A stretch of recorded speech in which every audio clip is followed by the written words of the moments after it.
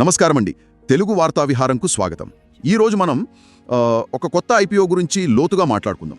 Brigade hotel ventures limited అంటే BHVL వాళ్ళ IPO వస్తోంది కదా, దాని సంగతి ఏంటి అని చూద్దాం. మన దగ్గర దీనిపై వచ్చిన 2 అనలిస్ట్ రిపోర్ట్స్ ఉన్నాయి.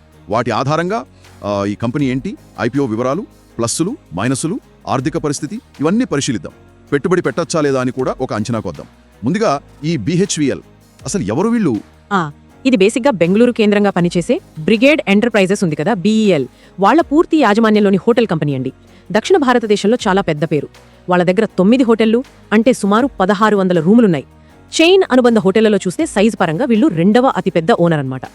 సెకండ్ లార్జెస్ట్ అంటే గట్టి ప్లేయరే. సరే, మరి ఐపీఓ వివరాలేంటి? ఎప్పటి నుంచి ప్రమోటర్లు అమ్మట్లేదు? అవునండి, కరెక్ట్. 100% fresh issue. అంటే వాళ్ళు వాటా తగ్గించుకోవట్లేదు, కంపెనీ అవసరాలకే ఈ డబ్బు. ధర ఎంత పెట్టారు? ఎంత పెట్టుబడి పెట్టాలి మినిమం? ప్రైస్ బ్యాండ్ వచ్చి ఒక్కో షేర్కు 85 నుంచి 90 రూపాయల మధ్య నిర్ణయించారు. కనీసం 166 షేర్లు కొనాలి. 166 షేర్లు అంటే సుమారు 15,000 రూపాయలు అవుతుంది కదా? అంతే, దాదాపు 14,940 రూపాయల కనీస పెట్టుబడి అన్నమాట. ఆ గ్రే మార్కెట్ ప్రీమియం కూడా కొంచెం నడుస్తోంది. అవునా? ఎంతుంది GMP? జూలై 23 నాటికైతే 19 రూపాయలుగా ఉంది. అంటే ఇష్యూ ధరపై ఒక 21% ప్రీమియం అన్నట్టు. కానీ గుర్తుంచుకోవాలి, GMP అనేది జస్ట్ ఒక ఇండికేషన్ మాత్రమే. లిస్టింగ్ రోజు ధర వేరే ఉండొచ్చు. సరే, అది నిజమే. మరి ఈ సేకరించే 760 కోట్లు దేనికి వాడతారు? అప్పులు తీర్చడానికా? అవును, ప్రధానంగా దానికే. సుమారు 60% పైగా అంటే ఒక 468 కోట్లు అప్పుల చెల్లింపుకే కేటాయించారు. మేజర్ పార్ట్ అదే అంటే. ఇది చాలా ముఖ్యం కూడా వాళ్ళకి. ఇంకో 14% అంటే 107 కోట్లతో తెలంగాణలో కోకాపేటలో ల్యాండ్ కొంటారట. మిగిలిన డబ్బు అంటే ఒక 24% కొత్త కొనుగోళ్లు, ఏమైనా వ్యూహాత్మక పనులు, ఇతర కార్పొరేట్ అవసరాలకు వాడుకుంటారు. అప్పులు తగ్గించుకోవడం మంచి విషయమే. మరి ఫైనాన్షియల్స్ ఎలా ఉన్నాయి? లాభాల్లోకి వచ్చిందా కంపెనీ? ఆ విషయంలో మంచి రికవరీ కనిపించిందండి. FY22లో దాదాపు 82 కోట్ల నష్టం ఉండేది.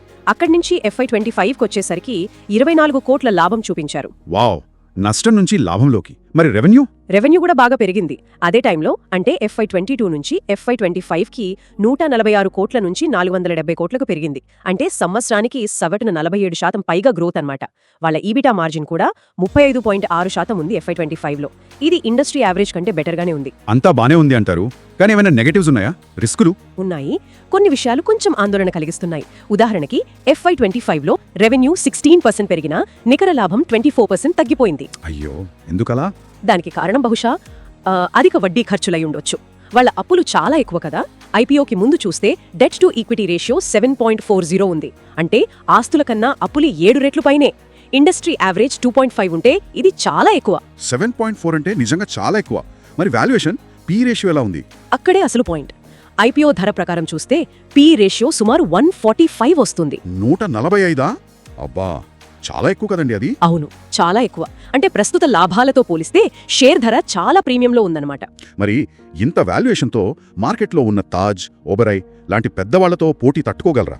పోటీ అయితే గట్టిగానే ఉంది.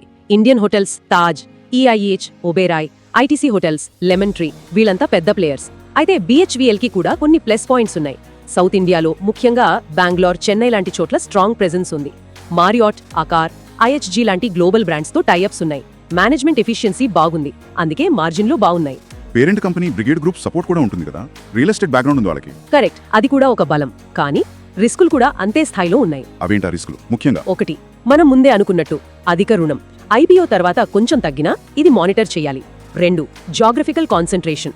వాళ్ళ ఆదాయంలో 63% పైగా ఒక్క బెంగళూరు నుంచే వస్తుంది. ఏదైనా అక్కడ తేడా వస్తే ఇబ్బందే. ఒక్క సిటీ మీదే అంత డిపెండెన్సీయా? అవును. 3, బ్రాండ్ పార్ట్నర్స్ మీద ఆధారపడటం. ఉదాహరణకి మొత్తం రెవెన్యూలు 44% మారియాట్ మేనేజ్ చేసే 2 హోటల్స్ నుంచే వస్తోంది. అది కూడా రిస్కే. ఇంకేమైనా ఉన్నాయా? ఎంప్లాయీ అట్రిషన్ రేట్ కూడా ఎక్కువగానే ఉంది. FY25లో 58% ఉందట. అంటే స్టాఫ్ నిలవట్లేదు. అది సర్వీస్ క్వాలిటీ మీద ప్రభావం చూపించొచ్చు. చివరగా వాళ్ళు 5 కొత్త హోటళ్లు కడుతున్నారు. అవి టైంకి అనుకున్న బడ్జెట్లో పూర్తి చేయడం కూడా ఒక ఛాలెంజ్. ఎగ్జిక్యూషన్ రిస్క్ అన్నమాట. అంటే ఒకవైపు గ్రోత్ పొటెన్షియల్ కనిపిస్తోంది, హాస్పిటాలిటీ సెక్టర్ బాగుంటుంది అంటున్నారు. మరోవైపు ఈ రిస్కులు, ముఖ్యంగా అప్పులు, వాల్యుయేషన్, ఇవి భయపెడుతున్నాయి. సరిగ్గా చెప్పారు. ఇది క్లియర్గా high growth, high risk proposal. మరి పెట్టుబడి పెట్టాలనుకునే వాళ్ళు ఏం చేయాలి? ఎలాంటి వాళ్ళకి ఇది సూట్ అవుతుంది? చూడండి, భారతదేశంలో హాస్పిటాలిటీ రంగానికి మంచి భవిష్యత్తు ఉంది. ఐపీఓ ద్వారా కంపెనీ అప్పులు తగ్గించుకుంటోంది. FY27 కల్లా ఇంకో 700 రూములు యాడ్ చేయాలనే ప్లాన్ ఉంది. ఇవన్నీ పాజిటివ్స్. కానీ ఇప్పుడున్న వాల్యుయేషన్ చాలా ఎక్కువ. ఐపీఓకు ముందు అప్పులు విపరీతంగా ఉన్నాయి. కొత్త ప్రాజెక్టులు సక్సెస్ అవుతాయో లేదో చూడాలి. ఇవి నెగటివ్స్. కాబట్టి ఎవరైతే ఎక్కువ రిస్క్ తీసుకోగలరో, లాంగ్ టర్మ్ కోసం పెట్టుబడి పెట్టాలనుకుంటారో వాళ్ళు ఆలోచించవచ్చు. అంటే షార్ట్ టర్మ్ గెయిన్స్ కోసం కాకుండా లాంగ్ టర్మ్ గ్రోత్ స్టోరీని నమ్మి రిస్క్ తీసుకోగలిగితే ఓకే. అవును, కానీ వాల్యూ ఇన్వెస్టర్స్కి లేదా తక్కువ రిస్క్ కోరుకునే వాళ్ళకి ప్రస్తుత ధరకు ఇది అంత అట్రాక్టివ్గా అనిపించకపోవచ్చు. లిస్టింగ్ అయ్యాక కంపెనీ పర్ఫార్మెన్స్ చూడాలి అంటారా? అప్పులు ఎలా తగ్గుతున్నాయి, లాభాలు పెరుగుతున్నాయా, కొత్త హోటల్స్ ప్లాన్స్ ఏమయ్యాయి అని ఖచ్చితంగా అవన్నీ ట్రాక్ చేస్తూ ఉండాలి. లిస్టింగ్ తర్వాత కొన్నాళ్లు గమనించి నిర్ణయం తీసుకోవడం కూడా మంచిదేమో. ముగింపుగా ఒక ప్రశ్న మిగిలింది. ఈ హాస్పిటాలిటీ సెక్టర్ ఎకానమీతో పాటు సైక్లికల్గా పనిచేస్తోంది కదా, మరి ఇప్పుడున్న ఈ హై వాల్యుయేషన్, ఐపీఓ తర్వాత అప్పులు తగ్గినా, విస్తరణ సక్సెస్ అయినా కూడా దీర్ఘకాలంలో కంపెనీ నిలబెట్టుకోగలదా? ఇది కొంచెం ఆలోచించాల్సిన విషయమే. నిజమే, అది $1 మిలియన్ క్వశ్చన్. సరే అండి, ఈ విశ్లేషణ మన శ్రోతలకు ఉపయోగపడిందని ఆశిస్తున్నాను. BHVL ఐపీఓ గురించి సమగ్రంగా చర్చించాం.